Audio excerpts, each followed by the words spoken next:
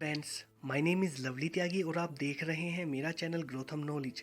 Friends, मैं आज आपके लिए लेकर आया हूँ एक मोटिवेशनल स्टोरी जिसे सुनकर आप अपनी लाइफ में कामयाब आदमी बन सकते हैं। तो एक बार एक साधु एक गांव में रहते थे और वो रोज कभी घाट के किनारे तो कभी सड़क के किनारे बैठकर चिल्लाया करते थे, जो चाहोगे वो पाओगे, जो चाहोगे वो पाओगे।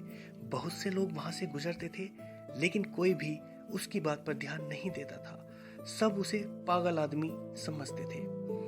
एक दिन एक लड़का वहां से गुजरता है और उस साधु की आवाज सुनता है, जो चाहोगे वो पाओगे, जो चाहोगे वो पाओगे। आवाज सुनकर वो लड़का उनके पास जाता है और उस साधु से पूछता है, बाबा, क्या सच में जो मैं चाहता हूँ वो आप मुझे दे सकते हैं? यह सुनकर साधु कहता है, हाँ बेटा, मैं तुम्हें वो सब कुछ दे सकता हूँ जो तुम चाहते हो। आखिर तुम चाहते क्या हो?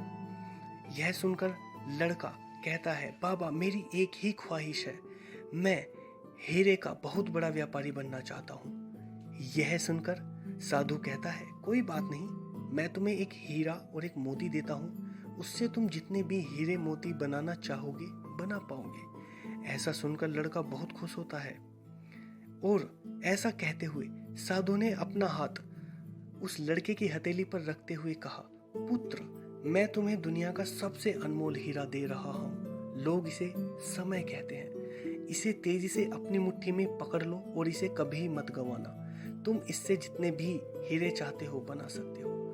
लड़का अभी कुछ सोच ही रहा था, साधु उसकी दूसरी हथेली पकड़ते हुए कहता है, पुत्र, इसे पकड़ो, यह दुनिया का सबसे कीमती मोती है। लोग इसे धैर्य कहते हैं।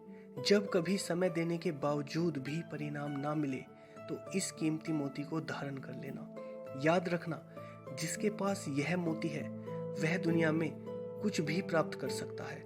लड़का बहुत गंभीरता से उस साधु की बात सुनता है और मन ही मन निश्चय करता है कि वह आज से कभी भी अपना समय बर्बाद नहीं करेगा और हमेशा धैर्य से काम लेगा। ऐसा सोचकर वह हीरो के एक बहुत बड़े व्यापारी के यहाँ काम शुरू करता है और अपने मेहनत और ईमानदारी के बल पर एक दिन खुद भी हीरो का बहुत बड़ा व्यापारी बन जाता है। तो फ्रेंड्स, समय और धैर्य, यह दो हीरे मोती हैं जिनके बल पर हम बड़े से बड़ा लक्ष्य प्राप्त कर सकते हैं।